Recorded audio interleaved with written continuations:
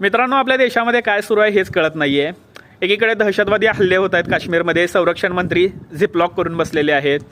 नीटचे exam leak होत आहेत, paper 32 लाखाला विकला जातोय, शिक्षणाचा बाजार होताना दिसतोय आणि लाखो विद्यार्थ्यांच्या भविष्याचा प्रश्न तिथं उपस्थित होतोय. तर शिक्षण मंत्री झिपलॉक, रेल्वेचे अपघात होत आहेत, लोक मरत आहेत आणि रेल्वे मंत्री आपले रील शेअर करत आहेत आणि रेल्वे मंत्र्यांना अपघाताबद्दल विचारलं तर ते झिपलॉक. आणि दुसरीकडे आपली मीडिया, जी गोदी मीडिया आहे, त्यांना हा रेल्वेचा मुद्दा आहे, त्यानंतर दहशतवादी हल्ला झालेला आहे त्याचा मुद्दा आहे, नीट एक्झामचा मुद्दा आहे, यावर त्यांना डिबेट लढवायची नाही आहे किंवा डिबेट TV चॅनल्सवर घ्यायचे नाही आहेत. त्यांना डिबेट घ्यायचे आहेत प्रियंका गांधी वाड्रा आणि वायनाडची इलेक्शन.